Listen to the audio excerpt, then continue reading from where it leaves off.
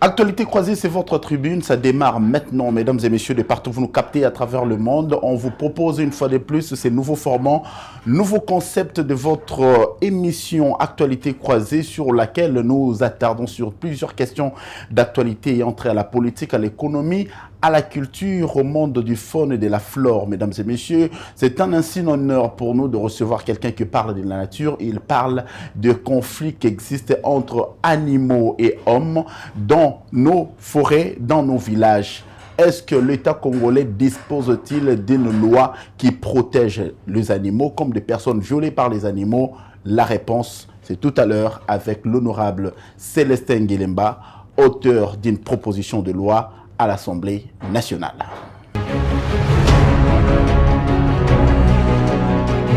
Honorable Célestin Nguelemba Zali, invité la biso ya lelo na ye toko sombiti nya makanisi toko beta masolo etali mboka. Masolo etali mboka Congo, masolo etali bafandi na ba village ba autochtone mamba bazali komona makambo etali limitation entre les gaffes commis par les animaux à l'endroit des êtres humains. Est-ce qu'il existe une législation dans ce domaine-là et que doit faire l'État congolais? Honorable Célestin, bonjour et bienvenue. Bonjour, monsieur le journaliste. Tout le monde a yokala. Omutaki bitumba makasi, n'achua pas. Itumba ngo pour longi. Yohana lelo pour la deuxième fois, si je m'abuse, on te retrouve à l'Assemblée nationale. Et c'est mon les amis. Bon, Essengozali, Yali Bousso Porto Banda, il y a eu des élections. Nous avons bâti campagne pour le chef de l'État, Félix Antoine Tshisekedi. Et la Chouapa, dans le Grand Équateur, a amené 4 sièges de l'IDP Tshisekedi. C'est quelque chose de grande valeur. Je peux dire encore une fois pour mon territoire de Mokoto, on a pu donner 91,3% des chiffres pour le chef de l'État. Je crois que c'est quelque chose énorme. Et puis je ne suis pas venu seul, donc avec moi, on a encore 3 collègues qui sont de notre parti. Et puis pourquoi pas d'autres députés nationaux de la Chouapa, où nous sommes au nombre de 9. Et il y a aussi des députés provinciaux. Quelque part là, c'est quelque chose qui était comme une aventure avant. Les gens ne croyaient pas que le gouvernement Sama ou encore la vision de l'État n'avait pas abouti pour les élections, mais il y a eu des élections. Ça, c'est la première des choses. Et dans la joie, c'est constitution. Oui. C'est la joie que j'ai, que le président a respecté sa parole, et puis nous sommes arrivés à la fin pour ça. Ça, c'est la première des choses. Les institutions sont là, et nous venons comme députés, nous venons d'être réélus, et nous avons vraiment le souci d'agir dans notre mission comme parlementaire. Et puis, en voulant agir comme parlementaire, on doit être à l'écoute de la communauté. On doit être à l'écoute de la population. Ce que veut la population, c'est ce que nous devons faire. Étant ingénieur agronome, expert en environnement, c'est de partout un peu qu'il y a des problèmes qui se posent entre les animaux protégés et l'homme. C'est comme ça. Vous êtes intéressé que nous puissions échanger sur la question, mais qui cadre réellement dans la mission d'un parlementaire? Mission d'un parlementaire au Tikoloba, peut-être à Tokimba, nous sommes allés trop vite en besogne, parce qu'il y a des cambotophanes, les propositions de loi. C'est pour la deuxième fois que tu te retrouves à l'Assemblée nationale. Mais qu'est-ce qui n'a pas marché comme la législature passée pour proposer proposition de loi? Bon, législature passée, ils ont quitté que n'a proposé à quitter. Dans la législature passée, j'ai eu à proposer 3. Mais où ils ont Motouya? Il y a Motouya, yango yo mi balé ko na pe musuza ya Motouya, mais oyo intéressé yo eza Oyasuka. Et les cas qui il fallait to pesa yango to débattre na yango mais tikalaki parce que to bengi ngolo ko arriéré parlementaire. Les arriérés parlementaires. Ouais, exactement arriéré parlementaire parce que ils ont un calendrier, il y a dernière session. Non, non, ils ont belé. Il y a eu beaucoup de choses, vous voyez, qu'ils ont qui coïncider dans la période électorale. Moi, je suis belé Zaraki. C'est comme ça que le président, bien, le bureau avait aligné, mais toujours il y a un débat. Mais dans le temps où il y a une élection,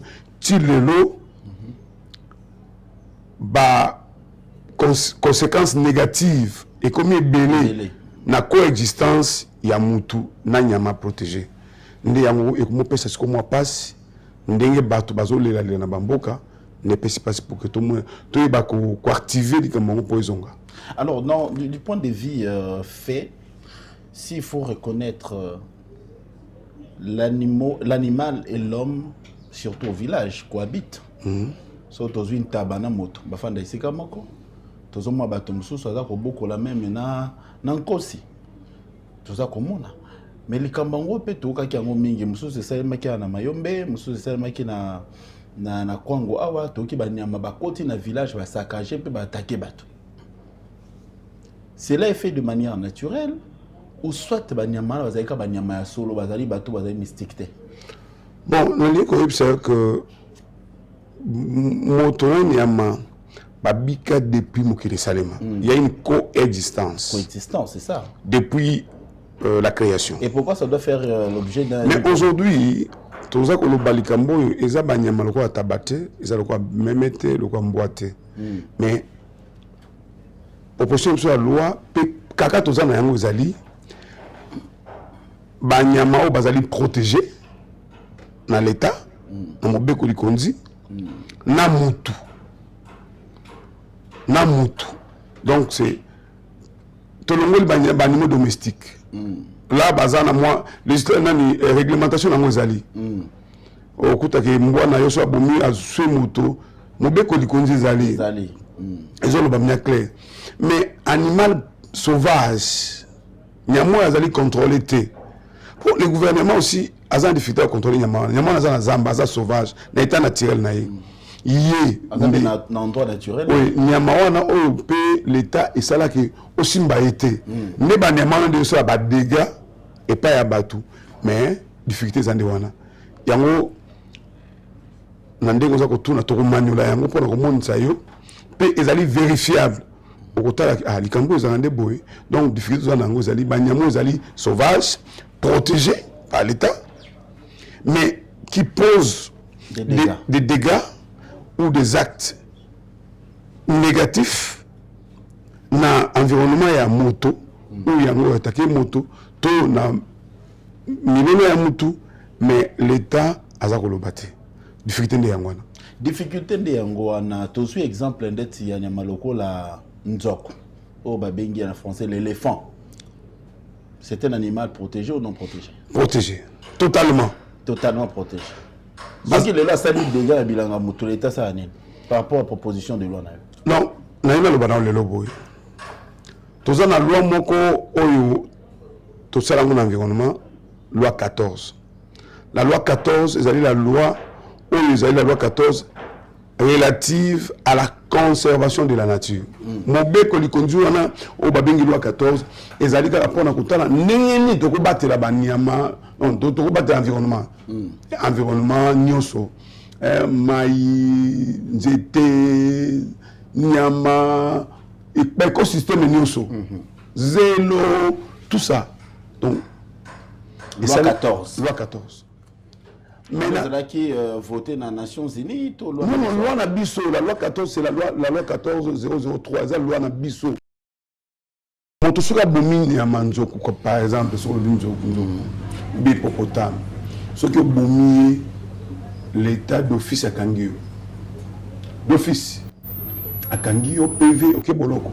Et puis, on a élu Batum Soussou. Donc, on a territoire à Mokoto, on a territoire à Bukungu, on a Kende. Boloko bakufa kwa bomaka nzoko bamuso leo to bengi bango ba plakonnier Mais abomi nzoku bakangi ye puis basambisi ye bamemi ye angenga bamemi ye na ndolo baza ba 15 à 20 ans. Mais soki nzoku mais so bomi mbo ok bolo côté non on a une réglementation nango on est ba animaux domestiques oui mais soki nzoku abomi yo mutu l'état royate l'état rolobate akolobana kolobate. Alors au moins pas la population oyo batindi biso na musala bakomi komona ke nyama azana valeur koleka mutu. Pourtant mobeko likondi na biso eza koloba polele que valeur à mutu za sacré. C'est ça la difficulté que nous avons. Aujourd'hui, s'il faut tout le bien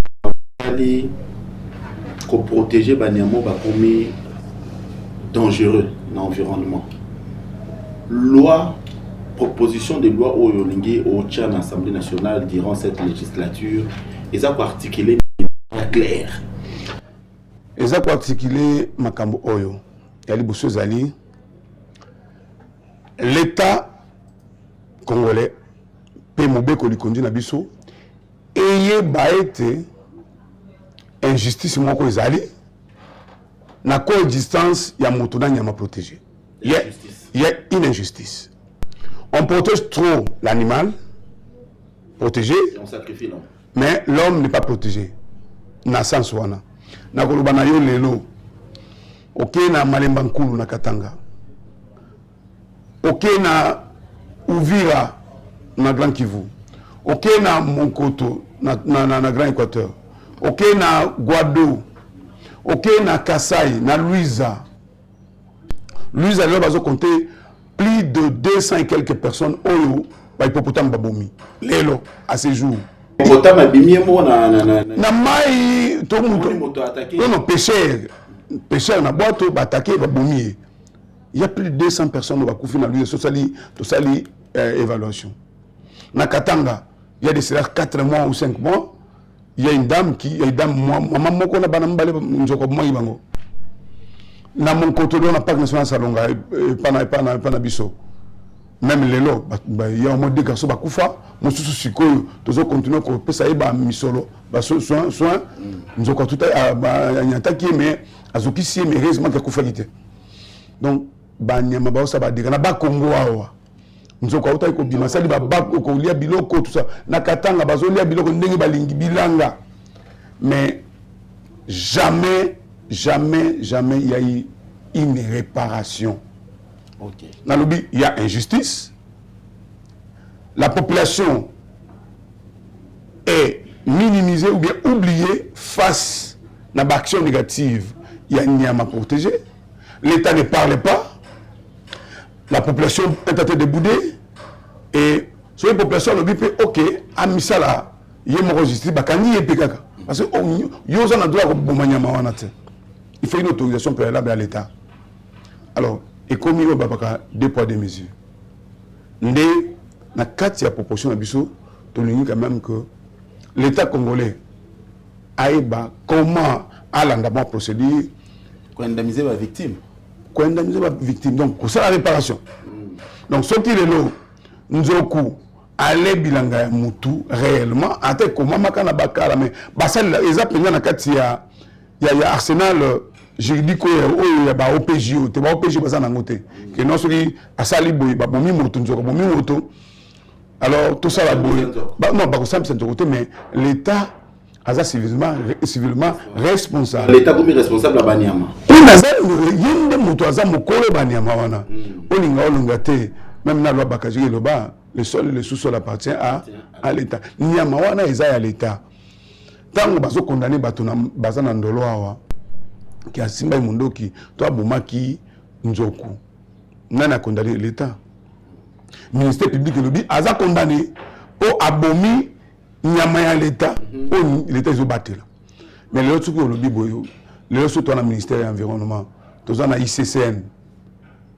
Tous les organismes, les ONG, les nationaux, tout internationaux, c'est la conservation de la nature.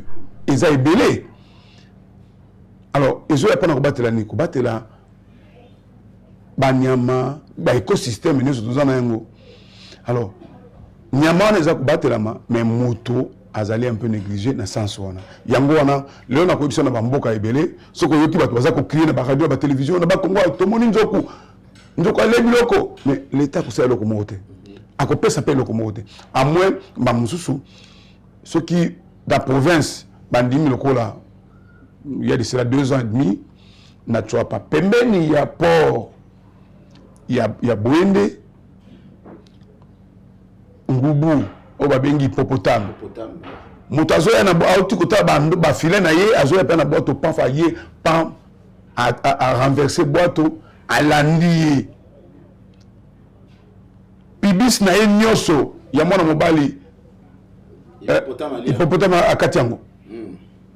Dis-moi, le gouverneur devait chercher les voies et moyens pour le moi biloko mais azo sala yango na ba recette ils ont ba recette locale. Mais la loi ne lui autorise pas. Bato nous avons fait ICCN. Non, ICCN a fait l'autre côté, mais ICCN a fait la ligne parce qu'il n'a pas une ligne, il n'a pas une autorisation lui donnant accès à l'Ongola 10 000 à porter à mon Esikabo.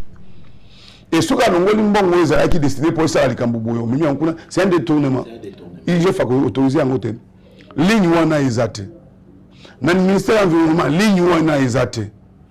Alors, pour que le ministère de l'Environnement naba établissement na ye nyoso ou bien ba statut na nyoso o codex eza ko tambusa eza ko sungaye pour ba ko intervenir, ils doivent avoir une autorisation légale au ezali na kati arsenal juridique ya pays na biso mais exacté yango nde bilo boyena yango nde tozo kanisa ke il faut to kotsa yango tina biso ali tout ça yango comme loi 14 ezali relative pour la conservation de la nature ezali to luka qui était tout ça to luka to modifier peut-être compléter ezali c'est pas une loi qui doit prendre toute la loi mais c'est une loi modifiant et complétant la loi 14.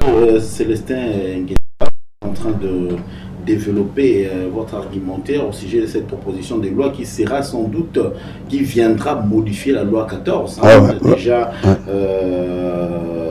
publiée dans le journal officiel, je crois. Bien sûr. Alors aujourd'hui, la plus grande question est de savoir par où l'État va commencer.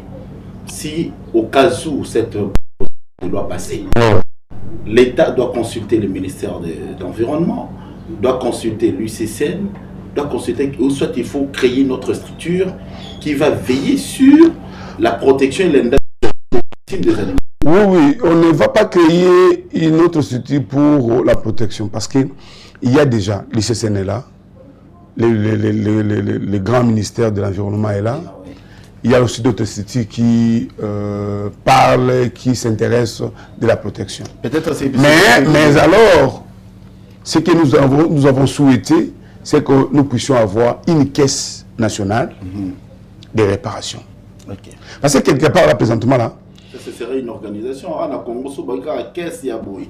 Et bon, on était à l'Okene Moto, on a barrage. Non, à autant on a barrage, mais ils allaient seulement qu'on tient des heures pour Toboyi Makambo détournement, Toboyi Makambo tâtonnement. Mais on a une caisse dans le ministère de l'Environnement ou encore une caisse qui sera gérée par l'ICCN, par exemple. Et cette caisse-là, c'est une caisse spéciale seulement pour intervenir dans les cas de réparation des victimes ici d'un conflit, de la coexistence entre l'homme et un animal protégé. Et je trouve que ça va être très facile. Pourquoi? Nous avons le budget de l'État. Le budget de l'État est là. Dans le budget de l'État, c'est question de mettre de côté de créer une ligne budgétaire. De créer une ligne budgétaire avec un petit pourcentage où ce n'est pas tous les jours qu'on peut avoir ces cas-là, mais on va continuer à mettre quelque part un montant, un pourcentage, et ce pourcentage, au cas où il y a quelque chose qui arrive, on va faire recours à ça. Et il y a, vous savez aussi, il y a des ONG nationales ou encore internationales qui interviennent dans la conservation de la nature, dans la protection de la nature. Et là aussi, on peut arriver à demander un petit pourcentage pour ça. Parce que quand nous avons une organisation qui protège que les animaux, et quand vous demandez, non, dans les cas où il y a un problème, il y a une caisse qui peut aider. Moi, je peux vous dire que il y a de cela 5 ans, je me rappelle, à Bassankoussou, il y a eu un monsieur qui était attaqué par un bonobo. Mais c'est l'ONG qui était obligé de chercher les voies et moyens à évacuer ce monsieur de Bassankoussou pour Mbandaka, pour Kinshasa, et il a amené jusqu'en Afrique du Sud pour les soins appropriés. Et ce n'est pas facile, ce sont des capitaux. Mais ce n'était pas prévu dans la loi et même dans l'organisation. Il n'y avait pas ça, parce que c'est un imprévu. Mais si on a une caisse d'intervention rapide, dans ces cas-là, directement on va aller là-bas. Vous savez, aujourd'hui, même le ministère des Affaires sociales, les années passées, il n'avait pas une caisse. Ça posait un problème. S'il y a catastrophe, oui. Déplacer. Il faut demander au gouvernement la procédure administrative. Prend toujours du temps. Et aujourd'hui, on voit des collectes de fonds pour... Et ça pose problème. Mais aujourd'hui, le ministère des Affaires sociales a amené une proposition de loi aussi au niveau de l'Assemblée nationale. Nous avons voté et aujourd'hui, on a créé une caisse nationale. Et cette caisse, avec les pourcentages enregistrés à cette caisse, s'il y a un problème, on va directement, on puise et puis on intervient. Donc les interventions aujourd'hui du ministère des Affaires sociales sont un peu rapides par rapport aux années passées. Et si, au niveau de cette caisse, il y a un problème, on fait aussi recours à la caisse, au trésor public, pour qu'on alimente la caisse. Parce que dans la caisse, même la procédure de décaissement semble être un peu rapide par rapport à aller dans l'OCA qui est le trésor public, où il y a beaucoup de lignes, il y a beaucoup de pression, et ça peut toujours bloquer. Donc, quelque part là, nous avons envisagé avoir une caisse nationale de réparation. Pour féliciter tout le Kababi, confiance a été. On a en Assemblée nationale, pas de bureau définitif, pas de ceci, mais projet, il y a une proposition et quoi aboutir quand. Parce que les élections, ça se prépare dans une année. Vous perdez déjà une année à Liboso, on est toujours qui est Liboso à 3 ans, après vous réclamer qu'on n'a pas eu le temps. Bon, c'est que mibali baza miyibino eza pena bongo te mais mibipe mibali ba oxysoni ngai nazomona nde que ce bato bazo comprendre te président de la République Félix Antoine Tshisekedi ali quand même ko ça la peu différence à makambo na mokili tozaka mwasi pe mobali biso nyonso toza na ba institution. Non mais c'est pas seulement dit que il fait zaka mibali. Tout est comme en Angleterre. Mais on a Zaki Mokonji pendant plus de 10 ans, 20 ans. Moi aussi, moi aussi. Moi aussi, la tasse qui na Bokonji à Bokoko, parce qu'il y a des Zaki Mokonji. Le pays on les a développés. Ils ont développé quand même. Alors, ce qui est le lot, tout ça na mibali, tout ça na basi. Mais bisous, tout le basi, quand tu as un bon moment en cuisine. Non, dans la cuisine. Non, mais bakoko pe ko sala mangamba mine parce que mangamba mine na pe so exemple l'autre ba maman au pe baleki ba ministre bazo sampe musala baza pe ko sala musala parce que sala musala mais ce qui l'autre lobi que président tie maman Judith oui ateye pour aza capable ko sala eloko moko ce qui to moni lelo obi pe tie ki yeka mukolo ya après dimanche de Pâques et puis mokolo lokuta. Non, le 1er avril. Bon, les amis, Mokola Nandenge, Bato Baza, Kansameza, le 1er avril. Le 1er avril, et après dimanche à Pâques. Il y a Pâques, voilà.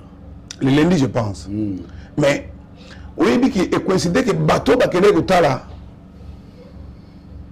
tombe à Jésus-Christ, qui est assez cuit. ezaki basi mibali te mibali balalaki pongi maman tout non mais mibali balalaki pongi non mais nalobi mibali balalaki pongi mais bato batelemaki na tongo bazwa courage ezaki basi donc moi si la tombe ya Congo non mais tombe Yesu Masia ezaki nde tombe ya libération ya résurrection mais ya libération lelo il y a vie éternelle mais yango pe au Canada que moi si peut faire quelque chose. C'est les femmes qui ont donné le message aux hommes. Et il a pensé, il a pris au président que a désigné moi si peut à saler la biso et à ça capable de ça. Donc moi je la soutiens, je la félicite et je l'accompagne. Mais les autres aussi alors mais il faut pas dire que j'ai dit que Toulou quand il est makamboza ko kenda kutana bato bagana ba posa bitabe ba ministre atama ba posa bitabe na baona na poche mais la passé le muka mais ministre ya budget oye na posa bitabe na bacho ministre ya finance oye na posa bitabe na bacho ministre ya ITP oye na posa bitabe na parce que nyonso yo ko sala rendement nango ba otande j'ai dit que Toulou mais je crois que c'est une femme de fer. Akosala oyekoki soki makambo bongo ezali akoyeba pe kopesa rapport epa mokonzi mais mokonzi azana mandat na ye lokola mokonzi ya mboka ya koyeba ki eta edani lilalo eza malamu te alongoli donc là il faut pas craindre honorable Célestin mais cette dame de fer est capable de gérer les femmes et les hommes. Tu es bien na PNUD, tu es bien le ministère à plan, tu es bien dans notre temps que chef à gouvernement, tout le monde est dans ça. Non, bateau nyoso basala na ba organisation internationale. Biso bamsuto yebi ndenge to bateau na bajiraka. On a géré pendant plus de 10 ans, là par exemple l'expérience na ngai na Union européenne. Mbala mususu ezamwa passe. Okoyeba ke carburant, film au carburant, au projet en gros. Obi matata poni. Bien sûr. Obi bukangalonzo. Oui, bon, on a zama kamususu. Na tuni question. On a yebi, zama kamususu. Na tuni question. Zama kamususu le lope sila na mte. Sila na note. Oh, zama kamususu. Mais na kanisi na esprit na ye le cola humanitaire, le cola moto asali na organisation internationale. Je crois que rationalité wana akoya nango kuna to ya kutoza na yango nde akoya na rationalité tozela ki bato mususu be na rationalité ba résultat pe to mona mususu honorable Célestin Ngile Mbazali honorable ba élire na Chouapa hier na parlement congolais pour na pesa makanisi apesa makanisi oyo ekotinda ba décideur congolais to big gouvernement congolais kambami pa madame Judith Tuluka baye bako indemniser bato bazali victime ya ba attaque ya ba animaux sauvages protégé ouais. Mais na tout une question mo chien enragé azan animal protégé te on a législation dans ozali on a ezali c'est un animal domestique azana bazana mobeko likonzi loba polele kuna mais pour na banyamo za protéger sauvage et loba eloko te nyoka bon nyoka zali animal protégé te nyoka wana zali kamususu mais tozota la oyo zali protégé nyoka aza animal protégé te oyo donc vous avez classifié les animaux nyoka ba nyoka mususu pe zali protégé mais ba nyoka oyo ya mike sauvage na zamba ya nyoka mo nyoka mukia sué moto on les a kamususu on a l'état qui pète on a pris des kamususu mais bino botali mingi ngubu totali mingi oyo ezomona oyo ezali visible maintenant ngubu hippopotame botali mingi njoko léopard est-ce que ba léopard ezali pe protéger mais à totalité ça protéger partiellement nandenge nini oui bon ils ont protégé partiellement na kota na buzindo mais bato ba pona mintonga no to sa émission un koipu na sumoto oui quand sur bon moto bon en fait tout est un animal protégé mais na catégorisation na yango na classification il y a des animal protégé partiellement azapenda total mingité lokola nzoko lokola rhinocéros lokola hippopotame bango moni bango bazali banyama oyo bazali babotaka muke pe babota ka muke moi temps moi passe que ce balé ko boma bango ba osila alors il faut vraiment combattre la bango malamu tozali na Kinshasa capitale de la République démocratique du Congo mboka oyo eza mboka munene 2 345 000 km². Faune, flore, ezali ebele na mboka. Les animaux autozo ba protéger. Tozali na banjoko boni. Et puis motuna moko elinga na motu. Balongwaka kune bisika ba fandi po na ba bisika ba bazali po na ne. Bon, azali nyama. Na ko tuni motuna moko tozali na boni na koyeba kopesa yo mutango na yango tesiko. Kasi nani mdao tuna mituna oui yo muto tuni mutuna wana mais na kanisi que na eza omoni bazbota katango nyonso bazobota tango nyonso et puis ba estimation oyo ba organisation oyo ministère de l'environnement na ba partenaire na eba baza ko sala ezali na koyeba ko pesa yo siko tekena bano na boy parce que toza na ba air protégé belé toza pe na bisika ebele oyo tokuta biloko wana mais ministère de l'environnement azana bankomi oyo za komonisa moi ndambo peso masiko ko salem lelo na tuni motuna moko njoko akolongo isika ya fandi po na pesika bazali po nani bon omoni njoku azali ko tambola kandi ya tambola omoni mbamsu même na ba théorie monsieur zelo bamaka lo bami ke soki njoko l'équipe place wana no babanda ko leka kala mais na baden na bango na kati na bango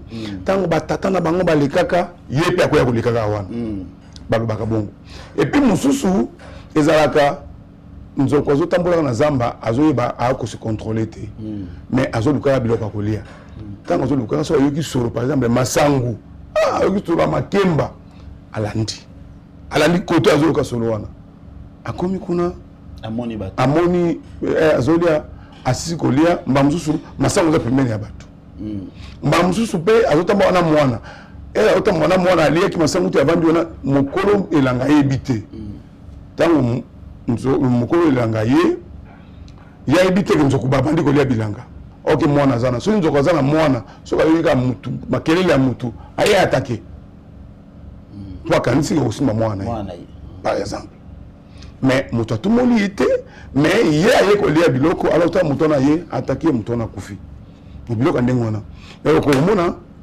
na appel na ilanga na ye appel depuis na bomo na ye biloko wana eza injustice ezo sala malamu mingi te na ko boyi bisa ok oyo bauti ko tuta ye na monkoto akende koluka nzala akeko luka asali mbisi basaka pêche na butu na moi ruisseau na moi mai muke azotamba na butu na torse onzo koza likolo kuna ya yebita onzo koza likolo onzo kusuka vandi atelemi soko vandi eto koyeba te wana et na butu azana même couleur na nzete na kasa o ya tipo tuti soko ya o ya botuti mais ye amoni munda ayes ko torche aye ko attaquer mwana wana paf akwei torche heureusement que torche s'est détaché na mutu ndé akwei mais ça azoka qui déjà les lois ils ont ba soin na hôpital mais azon na ba soin l'état za ko assister était mais ngai le ko la député national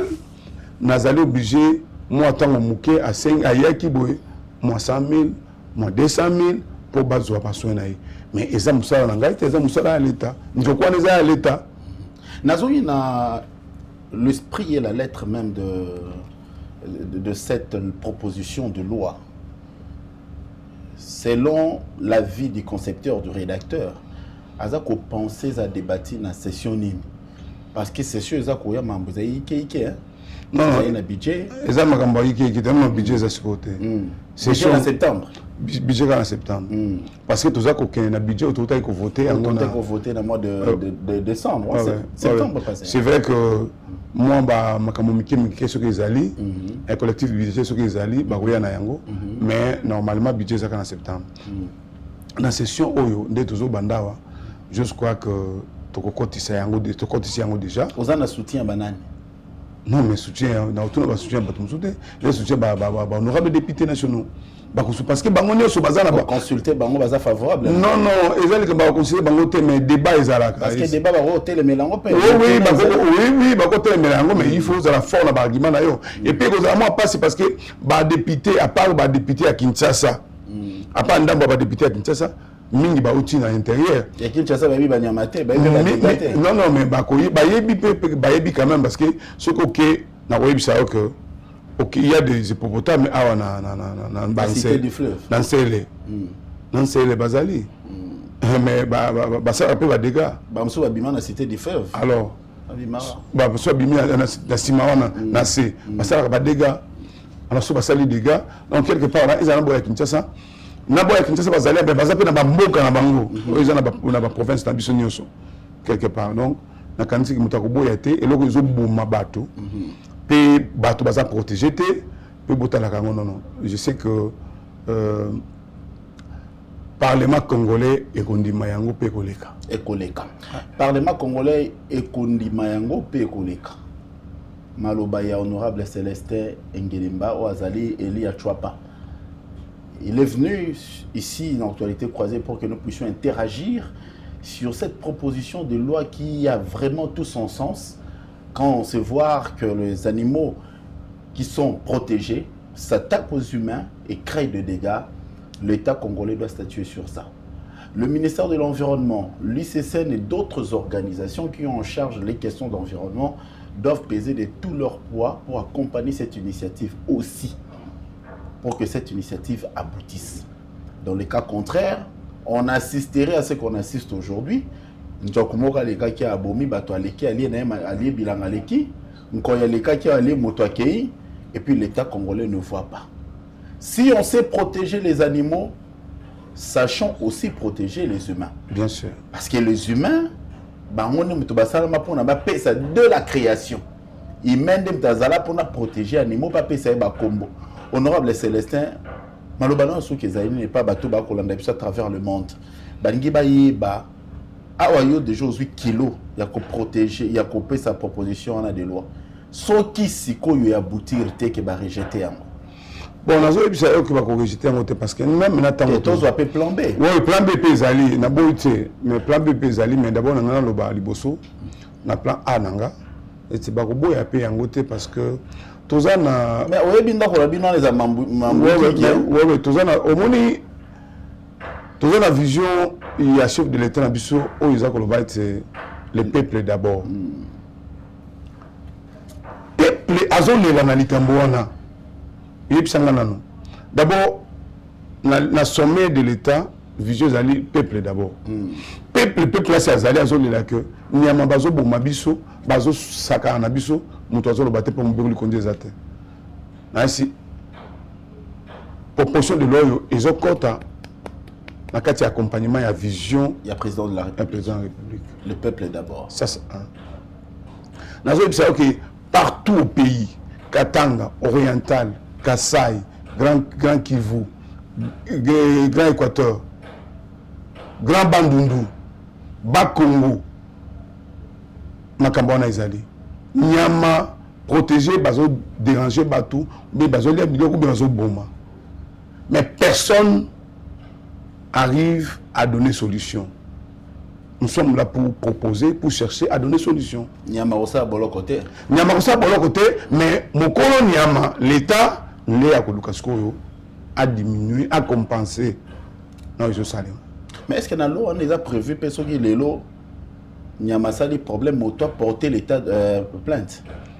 Oui, mais ce qui Nyamasa, moto n'a pas place, il y a Mokonja, l'État, il y a Nyama Bominga, Nyama Bomimoto, pardon, Nyama Ale Biloko Nangai. C'est une plainte, non? Alors, tant que vous voyez, comme c'est des zones, tout chef de localité a eu information sécurité et Matisse Likolo, qui n'a tel coin, il n'y a pas 3 mois, maman moko, n'a pas mis balai, bon maman qui n'a njoku. C'est une perte. N'a pas autorisé le bâtiment pour faire bon. Les autres, tout ça, pour le Bamakamboya, est dengue. Agression rwandaise ya mabe ya bondo kizali mouton ça ko décrier yango agresser sous ba humain alors ceux qui nyama pas au salon ndenge moko ko bomba mouton za malamu te parce que la vie humaine est sacrée. Et sacrée. La vie humaine est sacrée. La sacralité, on a tout minimisé en route. La vie humaine est sacrée. Malobaya honorable Célestin Engelemba. Biso lelo tozui libaku ya koyamba yo. Baza kolanda yo na bamboka nyonso à travers la République démocratique du Congo na nzela émission na biso actualité croisée bengi lelo iyo ba makanisi na yo na session oyo ya Assemblée nationale ezali ni na proposition de leurs autres comtés ou introduire. Ba chance ni omi pesi yo mokoleur à débat. Bon, ma chance que c'est un débat. Argument ezali à makasi. Argument ezali à makasi. Koleko lobia. Oui, argument ezali parce que naïbi qui n'a causé la paix au union segoya, mais la réalité c'est que parlementaire n'a souci à population na za la kimia bako lugale ba enrichir yango kasi ba contredire en route. Et puis dans le baki di sous pour la plan B, c'est vrai que il y a aussi des langues qui disent il y a une organisation internationale moussous oyo baluka toujours ko décourager aspect wana ya soutien mais la protection de l'homme, que l'homme soit au centre. Ba moussou pour ça bango zali kaka to battre la nyama, to battre la maille, to battre la ndele, j'étais pour le bénéfice de l'humanité comme babengi Congo, ils ont payé solution, mais il n'y a pas de retombées. Non. Là, ça ne va pas. Je crois que le Parlement congolais va intervenir positivement pour arriver à voter et adopter la loi pour que la population, ils ont voté, ils ont protégé, ils ont en sécurité. Honorable Célestin Ngelemba, moko ya bino boyembo ponaye na Chwapa, ye wana zali na Kinshasa zali kobunda. Kobunda pona yo za la protéger sika ozali, banyama pe bazala bien protéger pona ba attaquer population te. Moto na moko ya suka 30 secondes. Ozali moto au critère question et environnement, ba inondation eza kosaima na Kinshasa, réponse na ko zani. Bon, na kanisi yango zokota na cadre ya changement climatique d'abord, les paramètres de yangote. Réponse. Et puis les lots, ce qu'on pression démographique.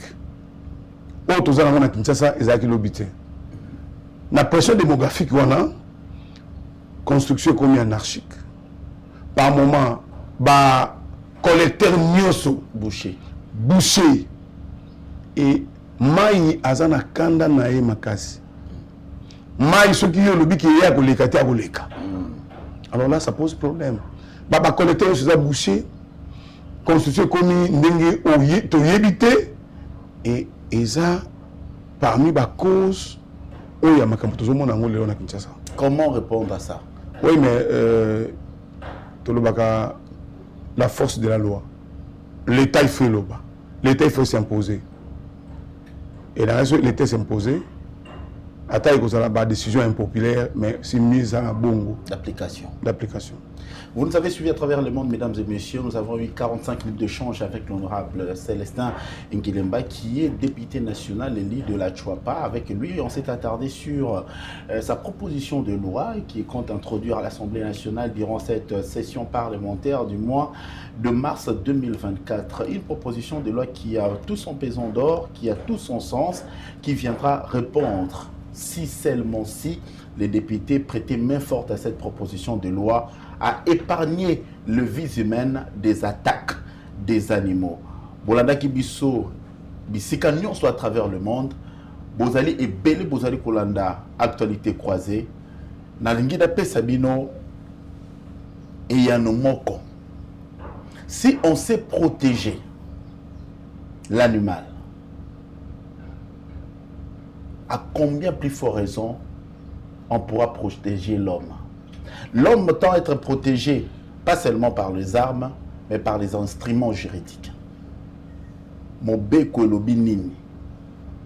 Soki moto oyo aswami babomi et pas nyama, il faut l'indemniser. Soki zamba, soki bilanga ya oyo njoko aleki a BBC, il faut pesa ye boye.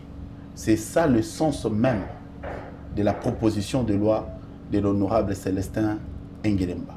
namoni tokomi na suka liloba na suka ezani liloba suka ezali kaka na sepeli wana kokoma awa pe naza kondima ete musana biso ezali tosala mibeko toyeba mpe koyeba kocontrôler gouvernement bozo tarder kotia en place. Non, ekoya kala mingi te to comparer bato mingi bazo comparer na Sénégal na boye Sénégal eza loko mususu. Mais pour nous copier les bons exemples été. Non, oya biso pe yeba ki pe na biso ezali continent.